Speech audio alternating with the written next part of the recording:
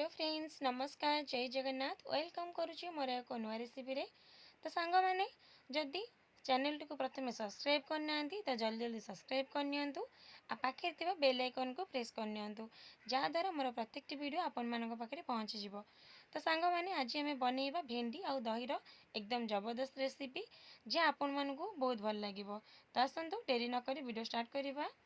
तो सांग मैंने आम ये देखूँ मुझे भेंडी नहीं आ मन रखिए भेंडी को आम न काटा आगु धोइबा काटी सारापर धोइबा नहीं कहीं यहाँ नालुआ हो जाए।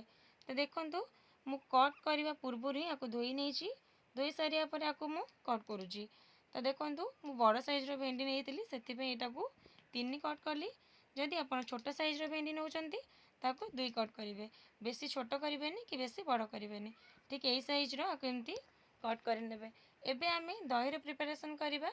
देखंतु मुझे किसी दही नहीं तो दही रे टेस्ट आने ये मुझे 3 ରୁ 4 चम्मच चीनी नहीं आपन आपन के हिसाब से कम बेसी करें।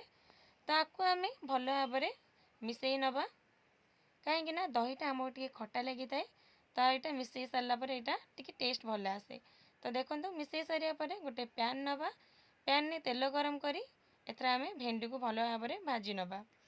देखंतु एथर आम जो तेलटा गरम करिया बहुत हट हो जाए ताको एमती सांगे सांगे चलई नवा। तो देखंतु किछि समय पर भेंडी गुराक आमर भल भाव में फ्राए हो गला।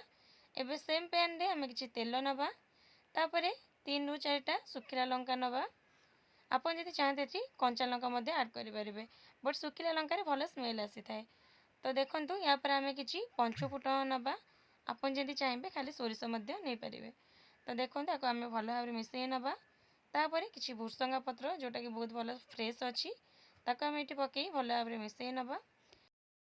पंच फुटनटा आमर भल भाव में फ्राए हवा दरकार नहले यार स्मेलटा भल आसबनी। तो देखंतु ये भल भाव में फ्राए सारापर आम ये दही को पकई नवा।